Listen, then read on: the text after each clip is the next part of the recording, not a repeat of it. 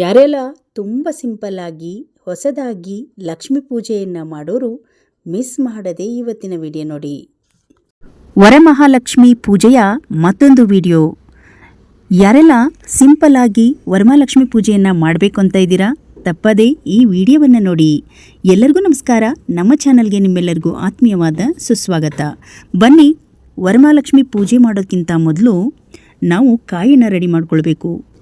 ಮೊದಲಿಗೆ ಕಾಯಿಗೆ ಅರಿಶಿನವನ್ನು ಹಚ್ಚೋಕ್ಕೆ ಅರಿಶಿನವನ್ನು ಮೊದಲನೇ ರೆಡಿ ಮಾಡಿಟ್ಕೊಳ್ಬೇಕು.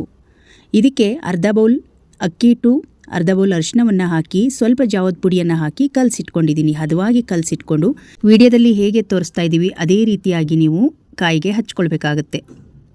ಸಿಂಪಲ್ಲಾಗಿ ಯಾರೆಲ್ಲ ಲಕ್ಷ್ಮೀ ಪೂಜೆಯನ್ನು ಮಾಡಬೇಕು ಅಂತ ಇದ್ದೀರಾ, ಸಾಮಾನ್ಯವಾಗಿ ಲಕ್ಷ್ಮೀ ಪೂಜೆಯನ್ನು ಎಲ್ಲರೂ ಮಾಡ್ತಾರೆ. ಕೆಲವರು ಗ್ರ್ಯಾಂಡಾಗಿ ಮಾಡ್ತಾರೆ, ಕೆಲವರು ಸಿಂಪಲ್ಲಾಗಿ ಮಾಡ್ತಾರೆ. ಸಿಂಪಲ್ಲಾಗಿ ಮಾಡೋರಿಗೆ ಇವತ್ತಿನ ಟಿಪ್ಸ್ ಅಂತಲೇ ಹೇಳ್ಬೋದು ನೋಡಿ. ಇವಾಗ ಕಾಯಿಗೆ ಅರಿಶಿನವನ್ನು ಹಚ್ಚಿ ರೆಡಿ ಮಾಡಿ ಪಕ್ಕದಲ್ಲಿ ಇಟ್ಕೊಳ್ಳೋಣ. ಈಗ ಈ ಕಾಯಿಗೆ ಸಿಂಪಲ್ಲಾಗಿ ಒಂದು ಡೆಕೋರೇಟ್ ಮಾಡ್ಕೊಳ್ಳೋದಾದರೆ ನಾನು ಸಂಪಿಗೆ ಹೂವು, ಮಲ್ಲಿಗೆ ಹೂವು ಒಂದು ಎಲೆ ಇಟ್ಕೊಂಡಿದ್ದೀನಿ. ನಿಮಗೆ ಇಷ್ಟವಾದ ಬೇಕಾದ ಹೂವನ್ನು ನೀವು ತೊಗೊಳ್ಬೋದು. ನನ್ನ ಹತ್ರ ಇರುವಂತಹ ಹೂವನ್ನು ನಾನು ತೊಗೊಂಡಿದ್ದೀನಿ. ಈಗ ಕಾಯಿಯನ್ನು ತೊಗೊಳ್ಳಿ. ಕಾಯಿಗೆ ಒಂದು ರಬ್ಬರ್ ಬ್ಯಾಂಡ್ ಬೇಕಾಗುತ್ತೆ.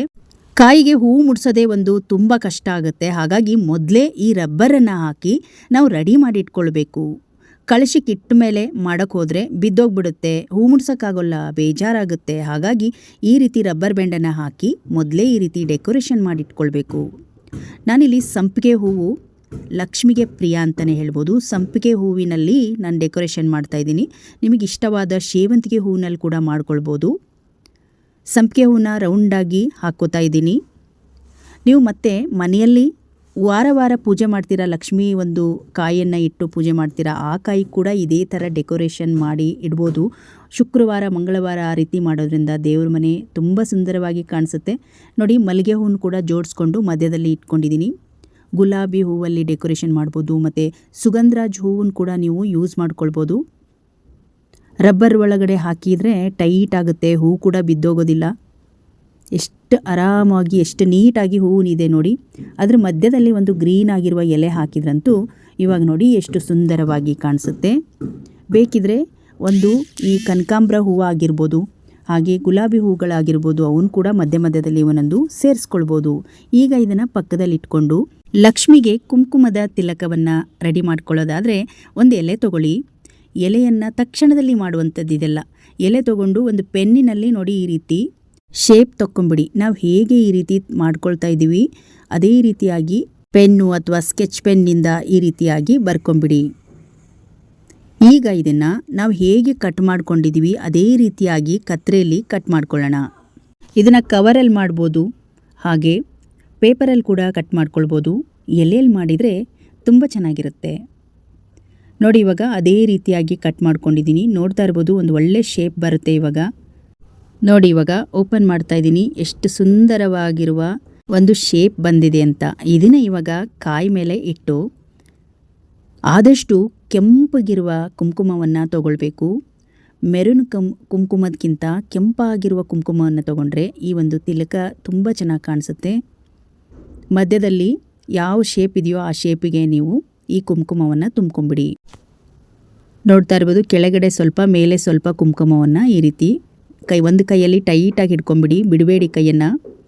ಎಲೆಯನ್ನು ಬಿಟ್ಟರೆ ಆ ಶೇಪ್ ಹೊರಟೋಗುತ್ತೆ. ಈ ರೀತಿ ಕೈ ಪ್ರೆಸ್ ಮಾಡಿಕೊಂಡು ಎಲೆಯನ್ನು ತೆಗೆದುಬಿಡಿ. ನೋಡ್ತಾ ಇರ್ಬೋದು ತುಂಬ ಚೆನ್ನಾಗಿ ಶೇಪ್ ಆಗಿದೆ. ಇದು ಇವಾಗ ಉದ್ದ ಬಂದಿಲ್ಲ ಅಂದರೆ ಇನ್ನೊಂದು ಸ್ವಲ್ಪ ಈ ರೀತಿ ಕುಂಕುಮದಿಂದನೇ ಈ ರೀತಿ ಮಾಡ್ಕೊಳ್ಬೋದು ನೀವು. ಈಗ ಕಾಯಿಗೆ ಹಚ್ಚುವಂತಹ ಕುಂಕುಮದ ಬಟ್ಟು ಕೂಡ ರೆಡಿ ಆಯಿತು. ಈಗ ಲಕ್ಷ್ಮೀ ಕಾಯೇನೋ ರೆಡಿ ಆಯಿತು. ಇವಾಗ ಕಳಶದ ಒಳಗಡೆ ಏನೆಲ್ಲ ವಸ್ತುಗಳನ್ನು ಹಾಕ್ಬೋದು ಅಂತ ನೋಡೋಣ. ಮೊದಲಿದಾಗಿ ಅಕ್ಷತೆ ಹಾಕ್ತಾ ಇದ್ದೀನಿ. ಈಗ ಒಂದು ಇಡೀ ಅಡಿಕೆಯನ್ನು ಹಾಕ್ತಾ ಇದ್ದೀನಿ. ಅರಿಶಿನದ ಕೊಂಬನ್ನು ಹಾಕೊಂಬಿಡಿ.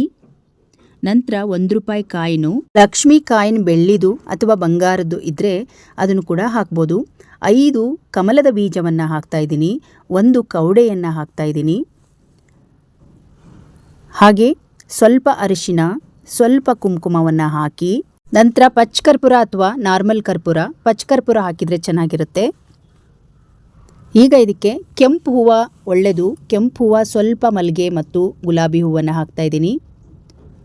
ಮತ್ತು ನಾವು ಜಾವದ ಪುಡಿಯನ್ನು ಸ್ವಲ್ಪ ಯೂಸ್ ಮಾಡ್ಕೊಳ್ಳೋಣ. ಈ ಜಾವದ ಪುಡಿ ಪೂಜೆಗೆ ಸಂಬಂಧಪಟ್ಟದ್ದು, ದೀಪಕ್ಕೂ ಕೂಡ ಹಾಕಿದರೆ ಸ್ಮೆಲ್ ತುಂಬ ಚೆನ್ನಾಗಿರುತ್ತೆ. ಹಾಗಾಗಿ ಜಾವದ ಪುಡಿಯನ್ನು ಹಾಕಿದ್ದೀನಿ. ಇದರ ಜೊತೆಗೆ ಬಾದಾಮ್, ಗೋಡಂಬಿ, ದ್ರಾಕ್ಷಿನೂ ಕೂಡ ನೀವು 5 ಪೀಸ್ ಆಗಿ ನೀವು ಹಾಕ್ಬೋದು. ಇಷ್ಟೆಲ್ಲ ಪದಾರ್ಥಗಳನ್ನು ಹಾಕಿ ನಂತರ ಕಾಯನ್ನು ಇಟ್ಟು ನೀವು ಲಕ್ಷ್ಮೀ ಪೂಜೆಯನ್ನು ಮಾಡಿದರೆ ತುಂಬ ಶ್ರೇಷ್ಠ.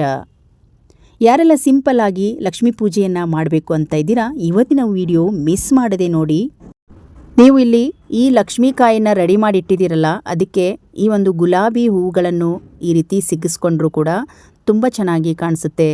ಅಥವಾ ನಿಮ್ಮ ಹತ್ರ ದಾಸವಾಳದ ಹೂವಿದ್ದರೆ ಆ ದಾಸವಾಳದ ಹೂವಾಗಿರ್ಬೋದು, ಸೇವಂತಿಗೆ ಹೂವು ಆಗಿರ್ಬೋದು, ಡೇರೆ ಹೂವು ಏನಾದರೂ ಇತ್ತು ಅಂದರೆ ಅದನ್ನು ಕೂಡ ನೀವು ಇದಕ್ಕೆ ಅಲಂಕಾರವಾಗಿ ಬಳಸ್ಕೊಳ್ಬೋದು. ಇವಾಗ ನೋಡಿದ್ರ ಎಷ್ಟು ಸುಂದರವಾಗಿ ನಮ್ಮ ಲಕ್ಷ್ಮಿಗೆ ಇಡುವಂತಹ ಕಾಯಿ ತಯಾರಾಯಿತು. ಸಿಂಪಲ್ಲಾಗಿ ಮಾಡೋರಿಗೆ ಇವತ್ತಿನ ವಿಡಿಯೋ ತುಂಬ ಯೂಸ್ಫುಲ್ ಅಂತಲೇ ಹೇಳ್ಬೋದು. ಈಗ ನಾವು ತಾಂಬರದ ಚೆಂಬು, ಅದರೊಳಗಡೆ ಹಾಕುವಂಥ ಪದಾರ್ಥಗಳು ರೆಡಿಯಾಗಿದೆ. 3 ವೀಳ್ಯದೆಲೆಯನ್ನು ಹಾಕ್ತಾ ಇದ್ದೀನಿ. ನಾನಿಲ್ಲಿ ವಿಡಿಯೋ ಮಾಡಿ ತೋರಿಸ್ತಾ ಇರೋದ್ರಿಂದ ಕೆಳಗಡೆ ಅಕ್ಕಿ ಹಾಕಿಲ್ಲ.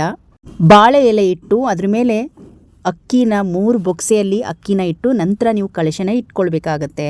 ನೋಡಿದ್ರಲ್ಲ ಸ್ನೇಹಿತರೆ, ಕಳಶವನ್ನು ಹೇಗೆ ಸ್ಥಾಪನೆ ಮಾಡಬೇಕು, ಕಳಶದ ಒಳಗಡೆ ಏನೆಲ್ಲ ಪದಾರ್ಥಗಳನ್ನು ಹಾಕಬೇಕು ಎಂದು ತುಂಬ ಡೀಟೇಲ್ ಆಗಿ ನಮಗೆ ಗೊತ್ತಿರುವ ಪೂಜಾ ಟಿಪ್ಸ್ಗಳನ್ನು ಶೇರ್ ಮಾಡಿದ್ದೀವಿ. ಇವತ್ತಿನ ಎಲ್ಲ ಟಿಪ್ಸ್ಗಳು ಹಾಗೆ ನಿನ್ನೆ ಕೂಡ ವಿಡಿಯೋ ಅಪ್ಲೋಡ್ ಮಾಡಿದ್ದೆ ನಾನು. ಈ ವಿಡಿಯೋನ ಖಂಡಿತ ನೀವು ಮಿಸ್ ಮಾಡದೆ ನೋಡಿ. ಹಾಗೆ ಈ ವಿಡಿಯೋವನ್ನು ನಿಮ್ಮ ಫ್ರೆಂಡ್ಸ್ ಆ್ಯಂಡ್ ಫ್ಯಾಮಿಲಿಗೆ ಶೇರ್ ಮಾಡೋದನ್ನು ಮರಿಬೇಡಿ. ಇವತ್ತಿನ ಯೂಸ್ಫುಲ್ ವಿಡಿಯೋ ನಿಮಗೆ ಇಷ್ಟ ಆಯಿತು ಅಂದ್ಕೊಂಡಿದ್ದೀನಿ. ಇಷ್ಟ ಆದರೆ ಒಂದು ಲೈಕ್ ಮಾಡಿ, ಈ ವಿಡಿಯೋವನ್ನು ಶೇರ್ ಮಾಡಿ. ಇನ್ನಷ್ಟು ವಿಡಿಯೋಗಳಿಗಾಗಿ ನಮ್ಮ ಚಾನಲನ್ನು ಸಬ್ಸ್ಕ್ರೈಬ್ ಮಾಡ್ಕೊಳ್ಳಿ. ಮತ್ತೆ ಮುಂದಿನ ಹೊಸ ವಿಡಿಯೋಗಳೊಂದಿಗೆ ಸಿಗೋಣ. ಅಲ್ಲಿಯವರೆಗೂ ಧನ್ಯವಾದಗಳು.